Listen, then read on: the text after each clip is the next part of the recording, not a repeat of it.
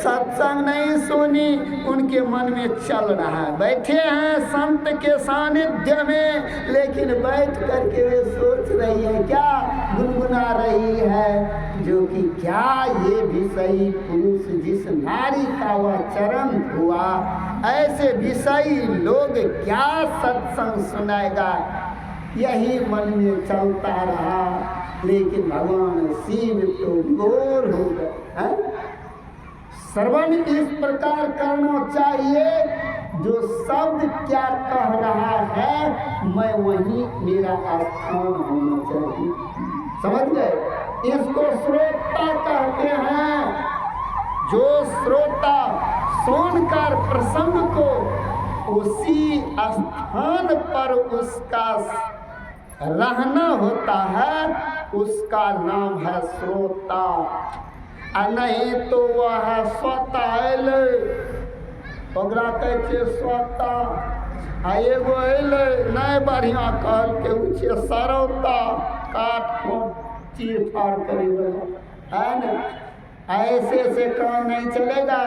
श्रोता बनो एक नंबर का। भी प्रसंग क्या कहता है हमें वहाँ पहुँचना है, सुनिए, उसके साथ विचार कीजिए, विचार कर उसको करिए, उसी स्थान पर आप पहुँच जाएंगे। हम लोग तो श्रवण ही उस तरह से नहीं करते हैं, तो वहाँ जाएंगे कैसे? जाने में बड़ी कठिनाइयाँ होती है। इसीलिए श्रोताओं को एकाग्र चित्त होकर के श्रवण मनन में विध्यासन करना चाहिए, तभी अनुभव ज्ञान की प्राप्ति होती है।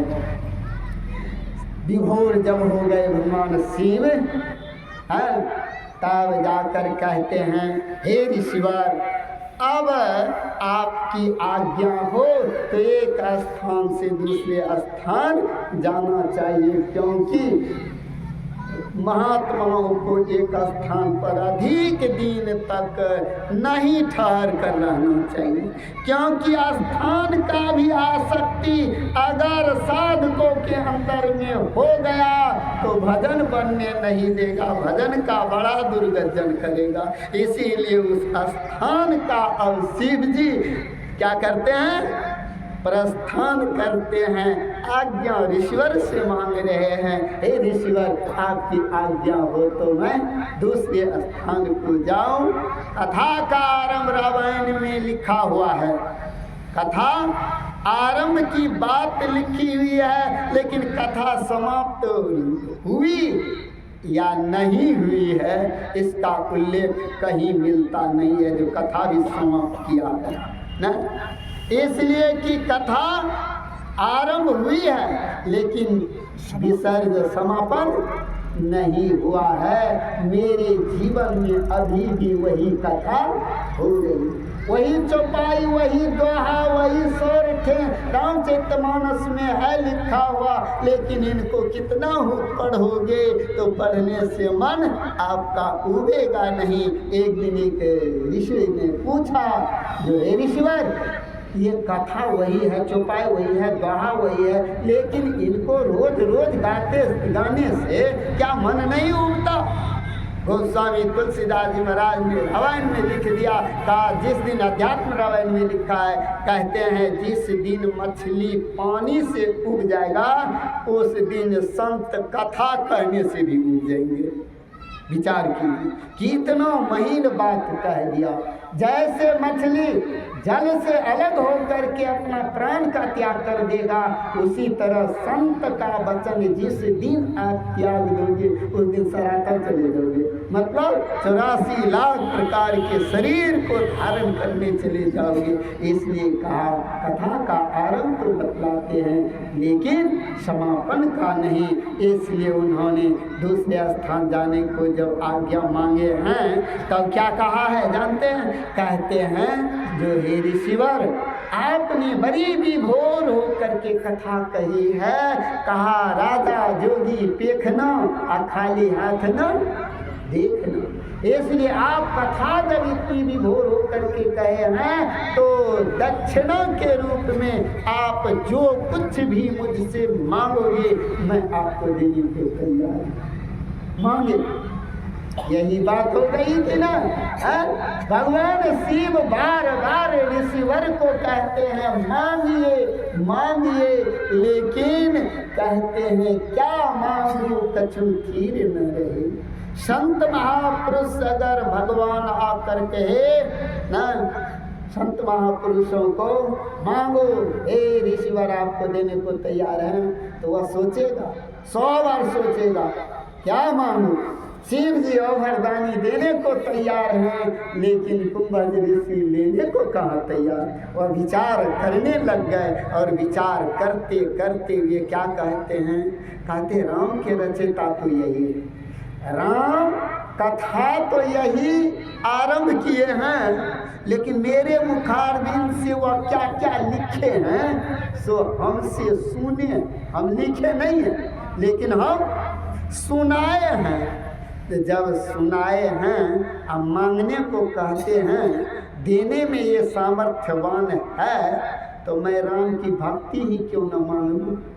देखिए विचार करके हमरा सबके जो कही अखनी भगवान आकर के कह दे न मांगो, तो ये भक्ति नहीं मांगेंगे। हमारे गुरु महाराज पदावली में लिखते हैं, वही दे दो भगति दान सतगुरु हो दाता जी ना।